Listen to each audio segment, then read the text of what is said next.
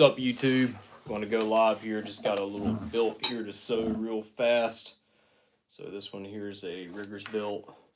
Kind of a plastic cover buckle on it. No big deal. No biggie. Leave something in the comments if you're joining us.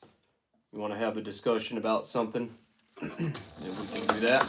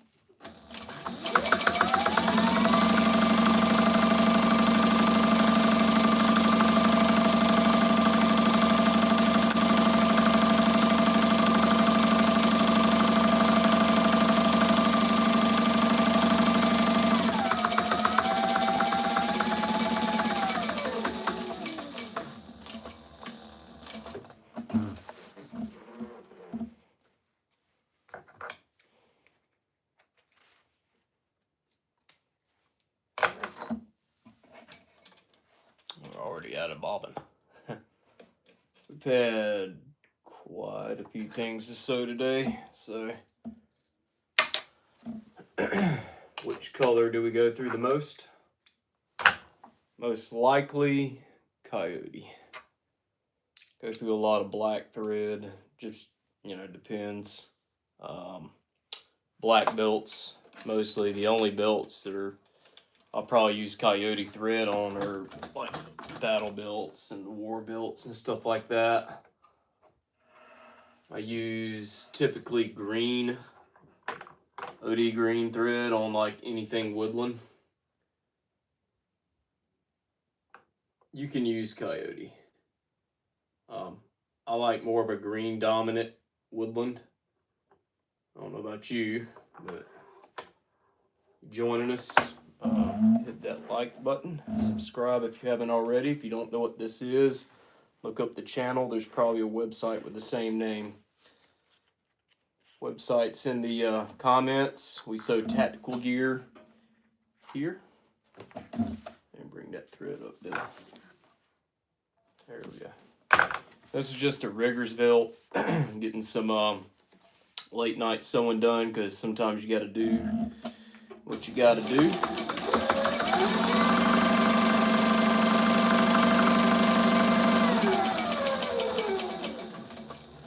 When that gets covered up with Velcro, no one's going to see where we stopped and started. What's up? Hey, how's everything going? Thank you for the comments, everybody. So, what's good with everyone? What should we discuss tonight? There's something in the comments. Where's everybody from? Where are y'all watching from?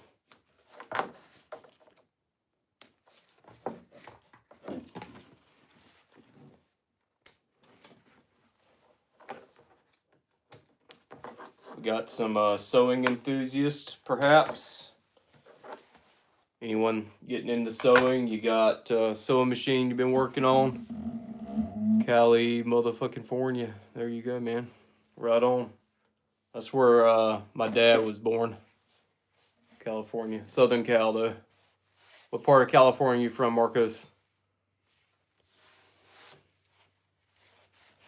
Heck yeah. I like sewing, too. It's a way to earn a living.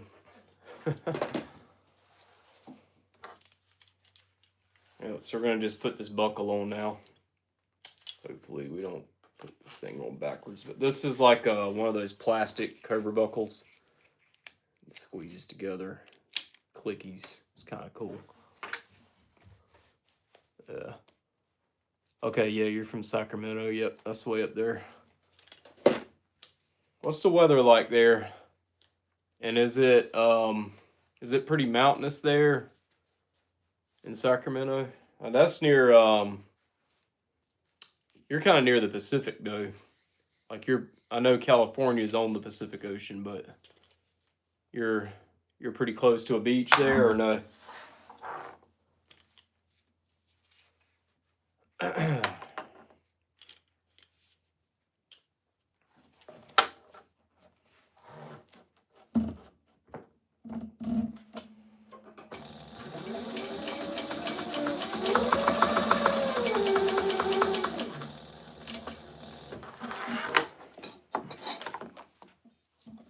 That's the only thing about belts is, you know, they whip all over the table.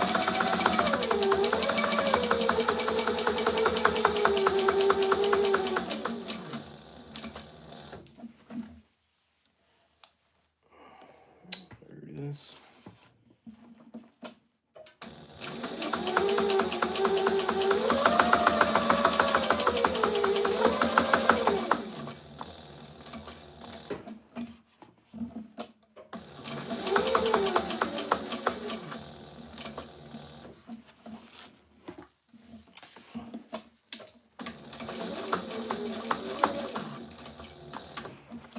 Turn it around.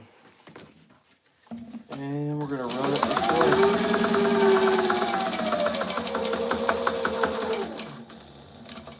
All right, there it is. So, not too long doing that. I actually need to go get a label. But basically, this is the belt. The way these work is they run it through the buckle, and then they come around. This has a little spring-loaded capture thing here. It's kind of hard to do with it buckled. There we go. You just gotta get it in there, and then pull it through. So this is like a tactical belt. There's the buckle, clips in. You can tighten it. All right, some of this webbing's pretty stiff, but there it is. Get it where you want it, and then you can unbuckle it to get your pants off for whatever you need to get your pants off for. All right, let's see here. Yeah, let's see what we got. Yeah, one from the Bay, 20 minutes from Sierra Nevada, Tahoe, 2 hours from Humboldt County, Redwood, 6 hours from LA. You need a new belt, where there's the website, Small Arms Combatives. That's our training website, but gear training. If you go to that website, there's a gear tab. It'll take you to the gear website. But thank you.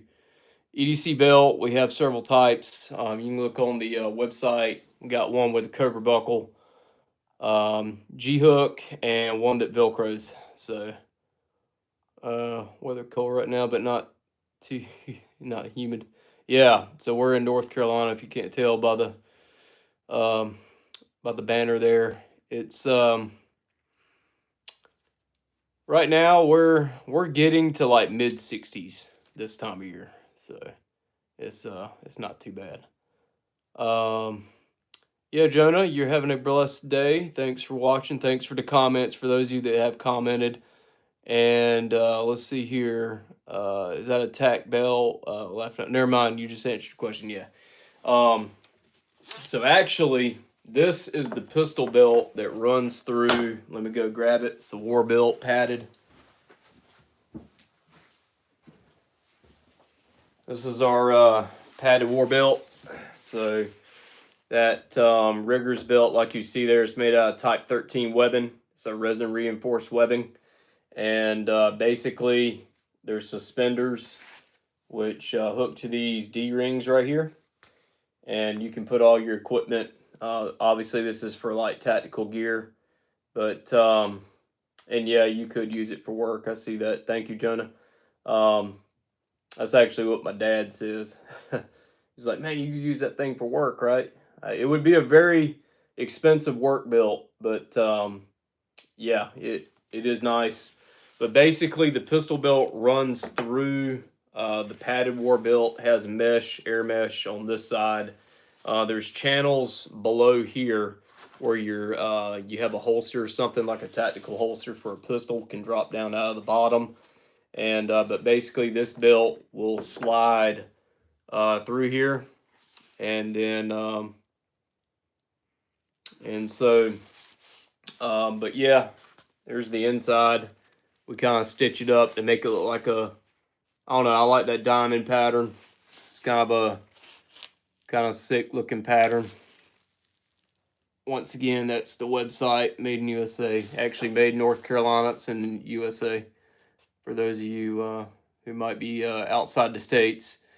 No, I've worked in the industry for a while, just kind of learned how to sew and stuff like that. So looking for a conceal, looking to conceal, so could just get one of those belts. Yeah, I would recommend one like this one. Hold on, let me grab this one right here. All right, so here's one. This is like one with a Cobra buckle. Obviously, if you don't want this color, we got more than just this color, but basically the Cobra buckle belts, you know, unclip like that. You can run that in through your belt loop because we use the 1-inch buckles. It will snap just like that. You have I think this is a 12-inch long adjustment strap. It's got Velcro here, and it basically attaches right there. But these are really nice for concealed carry, and the reason why is I can pick up on that buckle and I can loosen the belt, or I can pull on that and I can tighten it. So we're not relying on holes, or we're not relying on the ratcheting belts where like they go a 1/4 inch at the time. You can get this actually exactly where you want it. And you know, we use 2 layers of resin reinforced webbing. The materials are USA sourced. So this one here is in Woodland. It's got a coyote base. The website allows you to build a belt. So we got some examples online on you know, how to build a belt. But basically, you pick the base color. This one's coyote brown. And then you can pick, you know, if you just wanted all black belt, all brown belt, like you could do that too. But this one here just happens to have, you know, like that cool woodland camo. It's a big pattern for a belt, but I think people that just are into this sort of thing, they can see that that's clearly like the old school M81 woodland. But you can get multicam, you know, that kind of thing. If you take a look at the website, then that'll give you how much everything is. It depends on what you get. So if so basically the way the pricing goes is the more customizing you do to the belt, that kind of drives up the price. So we can do contrasting stitching.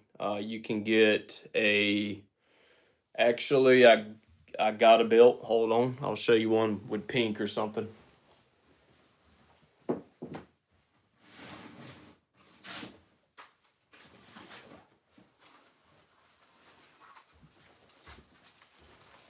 All right, here's just some that, you know, we'll ship out like tomorrow or something. But if this is one of your belts and you're watching, then motherfucker's gonna get shipped tomorrow. But anyways, yeah, this one here, as you can see, it's got that pink stitching, Multicam black, pink stitching. We do plenty of just plain brown. This is with a different buckle, the G-Hook. Obviously, it's like a $5 buckle versus this one. It's like pretty much a $30 buckle now, because it's a machined piece of aluminum.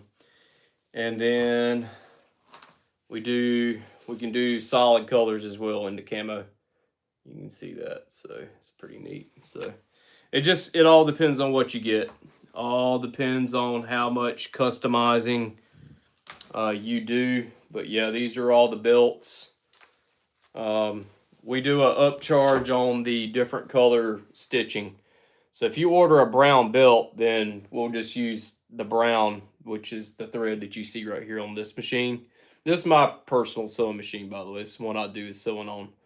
But basically, if you wanted a black belt with lime green stitching, something like that would look pretty hot, or red, then there's a $10 upcharge for that. So, but I can't give you a specific price on what a belt cost here, because you can just kind of toy around with it on the website. And you know, the green one, like I said, it depends on what you do.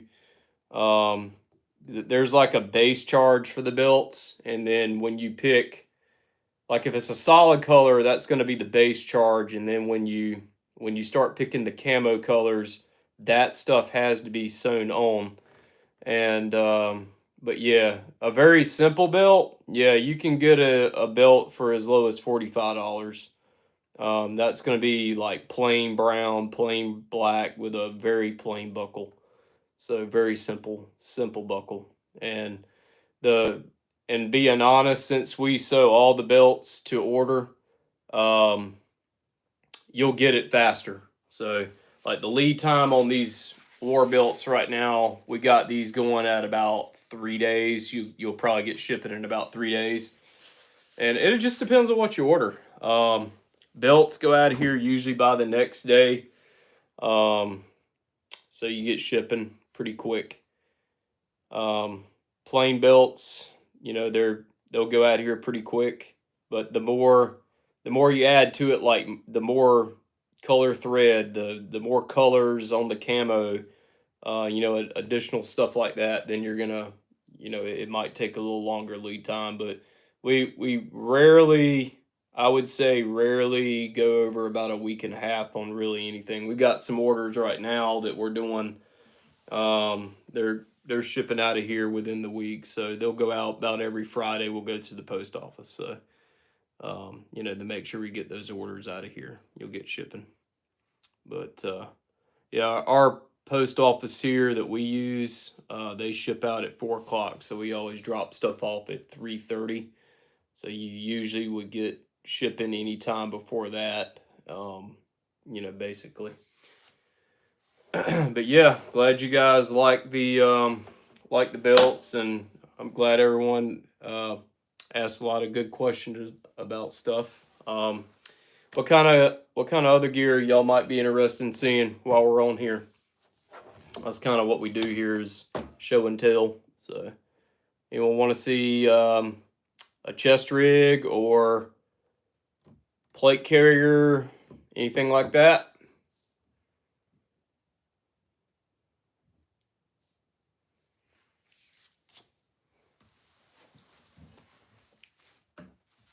While you guys doing that, I gotta get a label for this belt.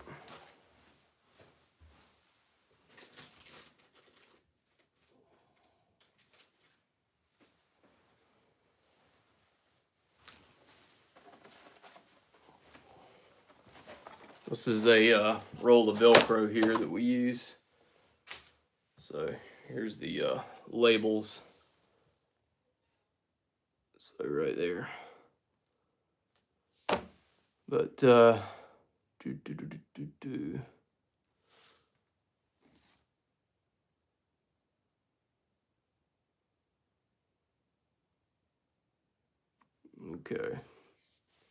So Johnny, you're saying that you're thinking a regular was charged at 130. I was only 50. That's awesome. Yeah. There's some there's some guys out there. I don't know. There's some companies there. I mean, we do have $130 belts, but they got Molly on them and stuff, which is what pretty much everyone else charges for that. But like the full on tactical belts, but for like just everyday carry, you're looking at anywhere between $50 and $70 for us, depending on what you get here. I'll get you plate carrier.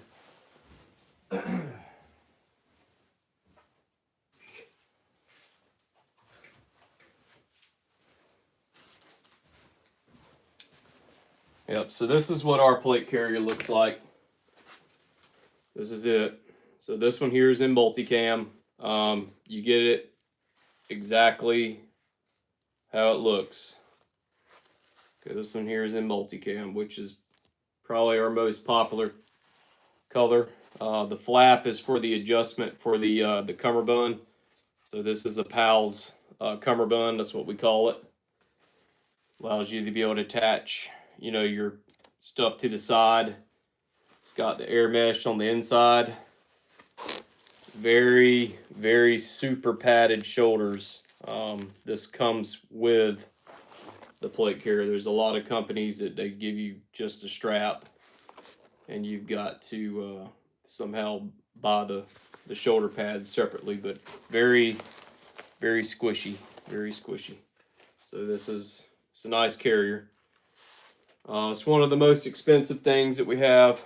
This is all sewn by hand. This is no machine doing this. Well, a machine does it, but a person behind the machine does the sewing. But yeah, there's the plate carrier.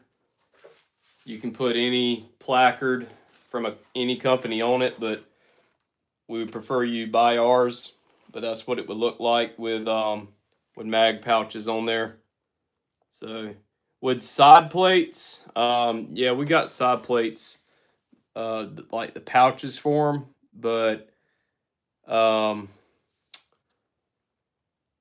basically there's companies that make side plates. They might actually make a pouch to fit that plate, so you want to look at that. But either way, it'll still attach on the inside of this carrier too. So it depends on what you want. All this stuff is pretty standard from one company to the next. So, but yeah, that's what our plate carrier looks like. So, pretty very simple, lightweight, no unnecessary stuff. We put webbing on the back. I know a lot of companies charge. Well, they have carriers without, you know, the webbing on the back, but we find that people put stuff back there, you know, depending on what you're doing. I don't like zip-on panels, just not big on that. But yeah, those are there's that. There's your placard for that. If you want to, you can put one of those on there. Let's see here. You had another question. You're a 33 waist size. Should I do smaller? Stay 33. Yeah. So with your size, the way we do it is you put like a measuring tape around your waist, and that's going to be your size. So don't go by your pant size, because pants, you have different sizes in pants.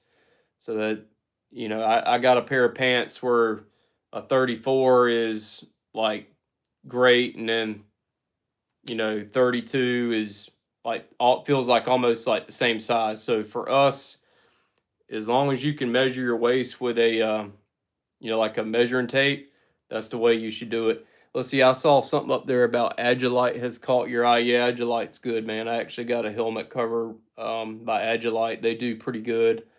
So I want you to buy my stuff, but, you know, honestly, Agilite is a really good company. So they do a really good job with their plate carriers. I kind of feel as if there's a few parts of that carrier that's a little bulky. This one here is, I don't know, it doesn't have a lot of extra stuff on it. So let's see here, Jeepers Creepers. Your opinion on steel versus ceramic. If you have a nice ceramic plate, that's the way to go. Like, okay, so first of all, let's talk about something. Steel versus ceramic plates, and you guys can take this, copy and paste it somewhere else so everyone in the world can see. Just in case anyone's wondering where this information is coming from, Small Arms Combatives. So let me tell you something about steel. Yeah, steel plates will stop a bullet just as good as ceramic, or if not better. The problem is they're heavy. And when you put a steel plate on that's 10 pounds front and back, now that's 20 pounds already. What is a real combat loadout? Okay, it ain't 3 mags. I'm gonna go ahead and tell you that 3 mags on the chest is not a real combat loadout. So each AR mag is 1 pound apiece. Guys who really go to combat are carrying 12 and 13 magazines. So you're gonna go ahead and add a bit of weight on top of that, plus the weight of your actual equipment. So I would definitely say if you're doing anything real, ceramic is the way to go.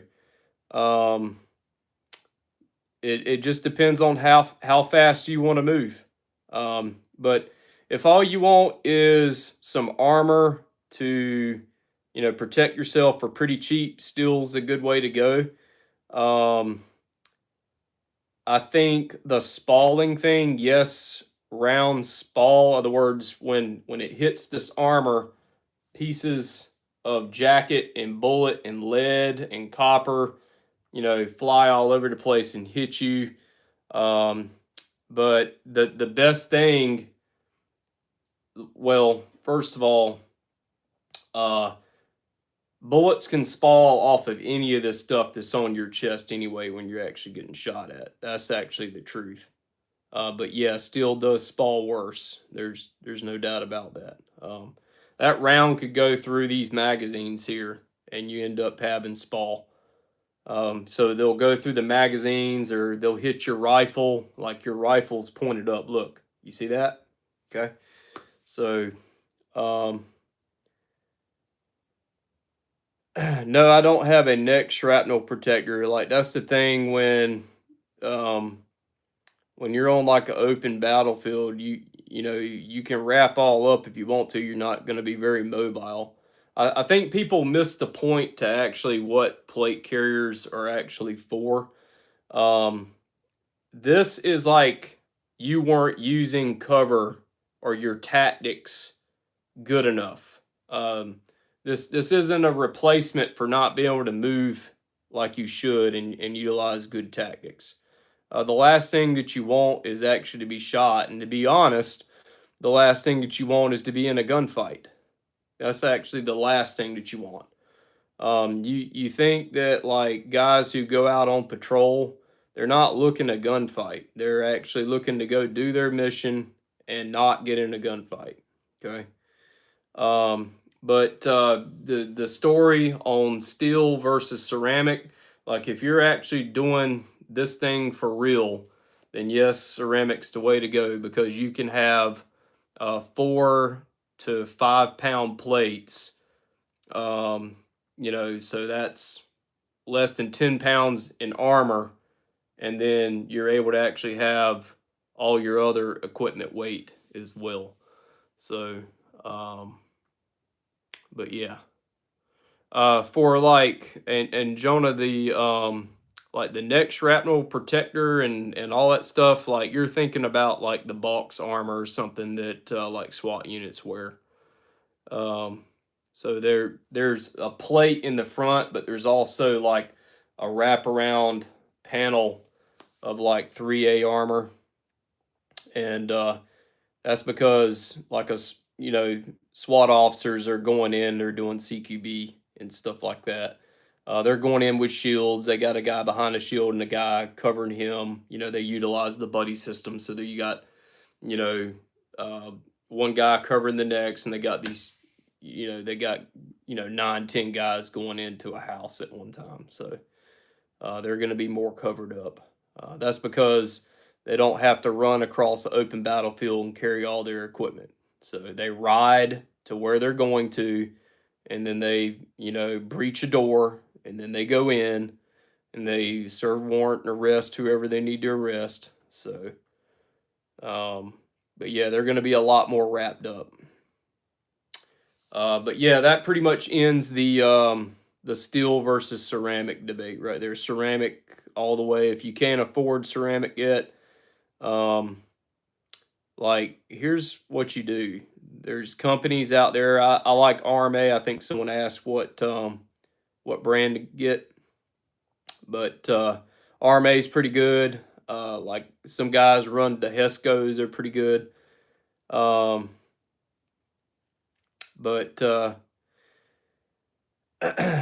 um,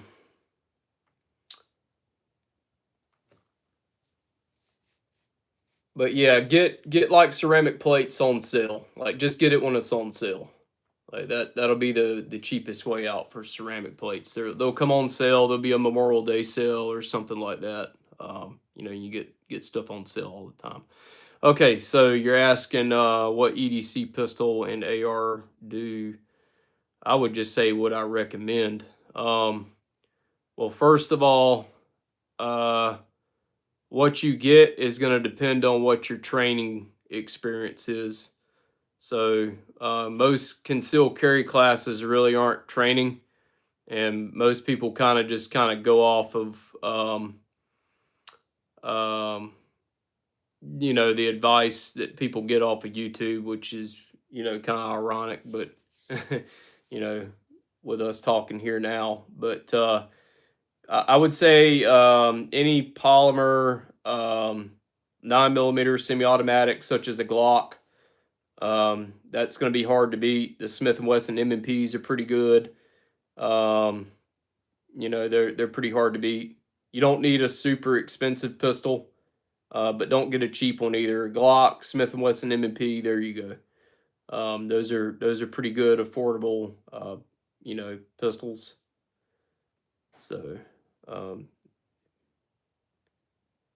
yeah, Springfield Hellcat. I've seen quite a few of those. Like I said, you know, it really shouldn't matter. Like, yes, it takes good mindset. You have to have mindset and a strong mindset to get good gear. But you want, I would say getting something like a Glock. Don't carry like some old ass pistol or something. Um, all right, so Jonah, you said you're looking at a Beretta 92. I think that they kind of had their day, man. Not knocking that pistol, but let me tell you something about um, Berettas. When you rack the slide, there's a possibility that you're going to turn that safety on because the safety is located on the slide. So when you have to do like a tap rack to either load the pistol or clear malfunctions, I can't tell you how many times that's happened. And if you're absolutely going to be doing double single action pistols in 2025, um, I'm gonna have to say why, but I would prefer the Sig, like a 226 or something over that Beretta 92, man. And yeah, the safety does suck on a Beretta. Just it's just where it is located. Hey, the Echelon is good. Got a got a guy who trains with us out here in North Carolina. He's been running the Echelon, and I haven't seen a single problem with it. Like, man, I'm gonna go ahead and tell y'all, like 10, 15 years ago, 20 years ago. I'm 37 myself, so I'm kind of giving you an idea about how long I've been shooting. Um, but like long time ago, man, the Glock was the only thing out there. But now, yes, there is the Springfield Hellcat, there is the Echelon, there is the and I'll talk about Taurus here in a minute. Funny, Taurus is coming up. But I like Glocks, Smith and Wesson M&Ps. The Sigs are okay, I guess. Our state highway patrol has them. So you know, as their service pistol. They got red dots on them and stuff. But I've seen a few shadow systems. I haven't had a lot of experience with them, but they seem to be okay. Let's see here. We'll talk about Taurus now. Tauruses, I think Tauruses is they work. I think. Um, the only issue with the Taurus, I kind of like to say a Taurus is like a Bic lighter, like it you know, like a Bic lighter, like they work every single time. Maybe they'll wear out eventually. I don't think they're built to the same professional standard that something like an M&P or a Glock or like the Sigs are. But I think for whatever they cost, which is less than a Glock, I think they work actually pretty daggone well. The only issue with Tauruses is finding replacement sights like night sights and stuff like that, which I find necessary. I think that's kind of hard to find. And also, um, getting a like an actual real holster. Like most of the like larger holster companies, they put so much time and technology into holsters for like the main companies like, Glock, Sig, Smith and Wesson, I guess HK, but yeah, and then like the Springfield Hellcat or the Echelon or something. And yeah, 1911s are actually my favorite pistol. I don't carry them though. That's that's kind of like, man, like if I had to carry 1911, if I absolutely had to, and like my life depended on a pistol that works, I will probably say Wilson Combat.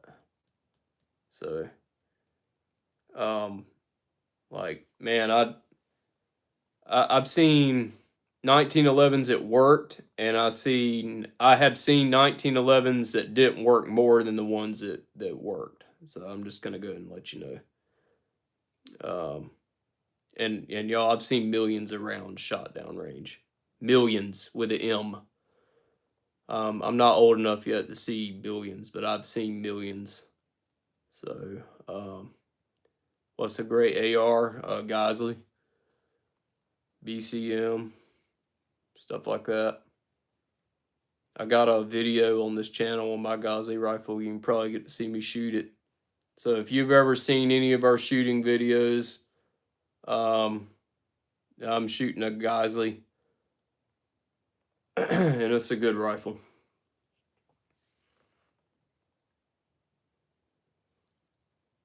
Yep, Hellcat Pro. Joshua says Hellcat Pro, several Taurus, and MP Performance Center. Yeah, like them all. Yeah, I think what people do is they tend to try to find a gun that they can shoot. So they'll buy one gun, like, dang, I hate the way this thing shoots. And then they'll end up buying another one, and they're like, dang, this one doesn't quite do it for me. So they buy another one. And I think going to take like a quality training class somewhere is the way to go. Like, learn how to shoot a pistol first, and then then make a good purchase, like a solid purchase. Like, I'm just going to tell you, go get a Glock or something. Smith and Wesson M&P. The M&P, I guess some people don't like the way the ergonomics on the Glock are, but the M&P feels good to me. So, I mean, to me, I shoot them all the same. So that's like someone saying they can't shoot a Glock, but they can shoot a Smith and Wesson. That's kind of silly because I can get in a Ford and drive it just fine as a Chevy, I guess. What do you think of the FRT or Super Safety for AR builds? Like, I don't do like I mean they're cool. Like if like when I go to the range, guys, I'm doing like real drills. I'm not sitting there blowing ammo out. So I'm taking like one shot at a time, controlled pairs. I'm moving and shooting, stuff like that. So like those force reset triggers and stuff like that. That's for like I just want to go blow crap up for the day at the range. Like you can have them if you want. I don't have one, so it's not quite my thing. I'm not saying people shouldn't have them. Like it, you know.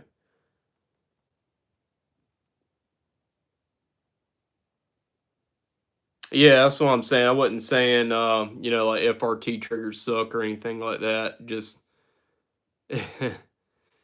so, Jonah Johnson, you say that you feel like Glocks are snappy. It's in the grip, man. Like I said, like there's a lot of great training classes out there where if you just learn how to like get the grip, like yeah, the grip looks like that, but like how does everything feel? Like how does you know, all the little torques and stuff in your wrist and stuff like that. It's supposed to feel like grip pressures. Um, like it really, like a good quality training class can do wonders into teaching you how to shoot. So like, yeah, no Glock should feel snappy unless it's like a 10 millimeter. And even then, with a proper grip, that's actually doable. Because this a 10 mil Glock is like it's like a large frame Glock. Yeah, you should be able to shoot any semi-automatic pistol without it feeling snappy. So it's all in the proper grip.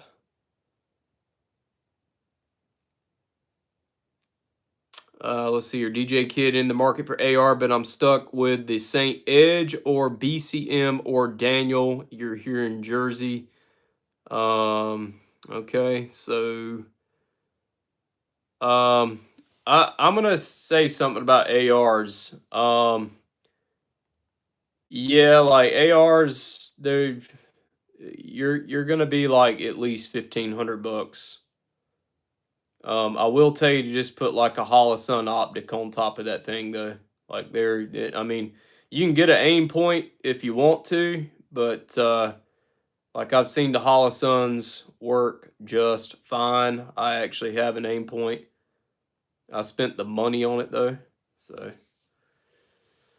But yeah, you plan on building your AR. If you build it out of quality parts, then you'll probably be fine. Get a Daniel Defense barrel, and I would probably get like a Geisley gas block. And if you're gonna build an AR, probably like Midwest Industries rail or one from Geisley, and you can get all that. Actually, I don't even know why you're building an AR. Like you can just buy one, man, and you got a warranty for it.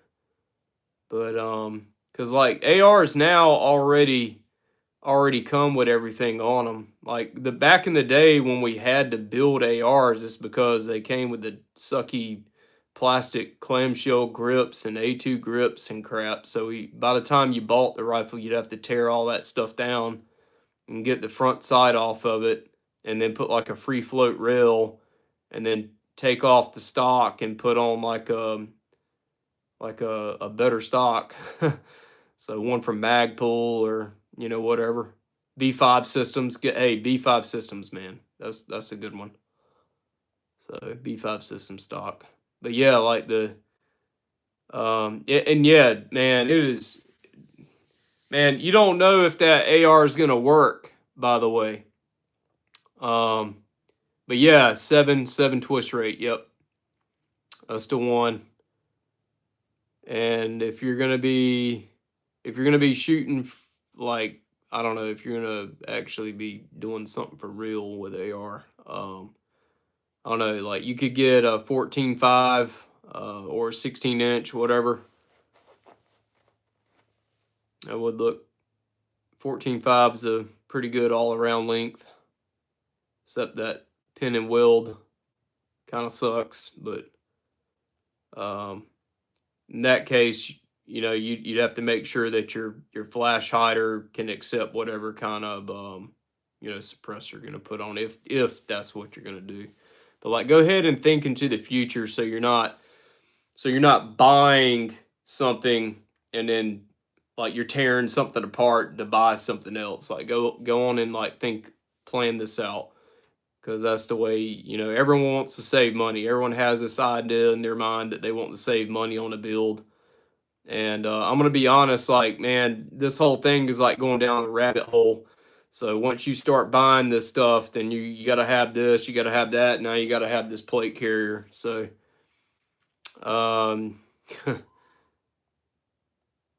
yep, plan it out so you don't buy dumb stuff and end up having to buy it twice. So I've already done this. I'm 37 years old, so I've already done all that shit already. But yeah, Anderson, Some people say they're hit and miss. I haven't seen a problem with their lowers.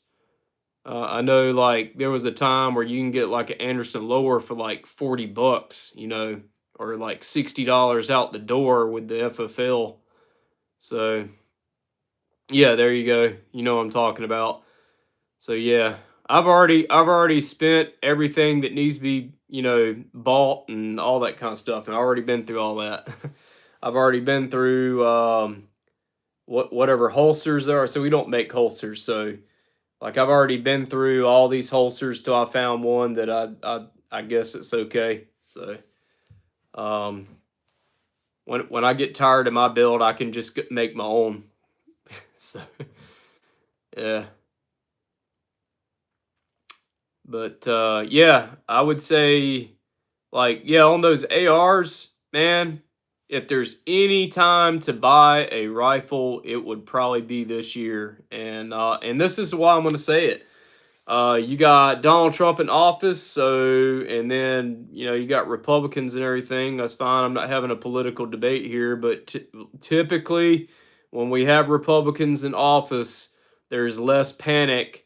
So you know people aren't buying guns and stuff. So you're gonna see stuff on sale. Like all these companies are gonna put stuff on sale. They're gonna put it on sale. They're gonna put it on sale, and because they're trying to make sales. Because no one wants to buy anything because there's no panic right now. You get someone in office from whatever political party that says, "Yeah, we're gonna ban guns," and then guess what everyone does? They're buying all this shit. My business is booming. You got rifles being bought and all that kind of stuff. Ammo you can't find. We've been through those days. Let's see here. Think hard right now. Saint Edge is around the price range. It's nice, but only heard the trigger sucks. Yeah. I don't have any experience with the Saint Edge. I think is that the Springfield Saint? Yeah. I've seen a couple guys with like the Springfield rifles come out. There's one that's like a real short one, and man, that sucker's loud. Yeah, it's a short barrel, like the fireball comes out the front, so it is the loudest little short barrel rifle I've ever seen. So they're Springfield Saint. I think that's what it is. But yeah, they're um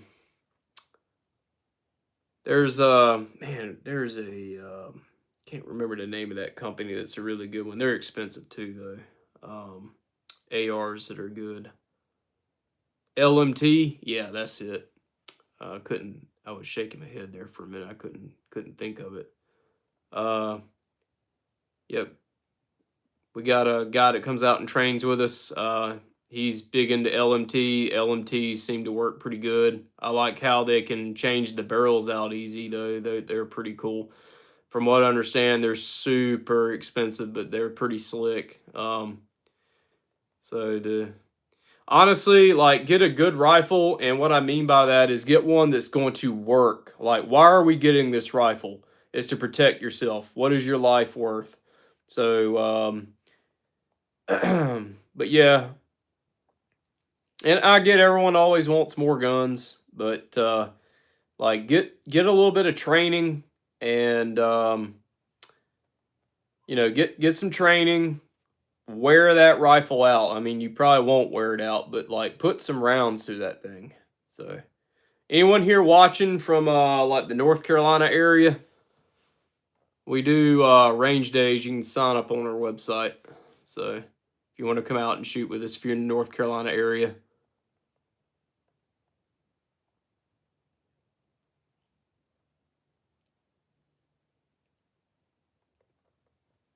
But heck yeah. But yeah, if y'all want to check out some of the other videos on our YouTube channel, I appreciate it. We got a lot of gear videos too. We've done some reviews on stuff. I think some of the last reviews we did was on like a AK AK muzzle devices, so they went pretty good. Our guy out here, Kilroy Mosen, did that video for us. So I'm not an AK guy, he is. So he's anyways, any AK guys out there? We're gonna start talking about AKs now, and I'm not gonna be able to tell you anything about them. Yeah.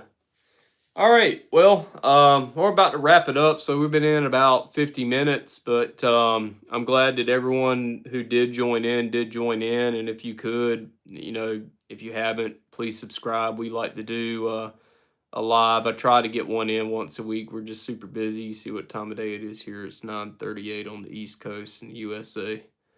But yeah, absolutely. And everyone, have a good night, blessed night. Yep. Thank you, Jonah, for watching. DJ, all you guys, I appreciate it. Thanks for everyone who did comment and hit that like button. Really, really appreciate it. That's what helps spread the algorithm. We're still shy of 1,000 subscribers right now, and so if you guys get the word out, maybe y'all got some friends, tell them to go check out Small Arms Combatives. Would be much appreciative of that. And check out our website. We got some pretty cool stuff. We not only have the like the battle gear, but we do have some lifestyle gear. So we talked about the belts already, but we do have some duffel bags, fanny packs, sacks, stuff like that you could use for just everyday type stuff. If you like military inspired gear, we got backpacks, we got duffel bags, little organizer bags and stuff like that. So check that out, and we appreciate everyone for watching. So if you haven't, like, subscribe, and everyone take care. Have a good night. Over and out.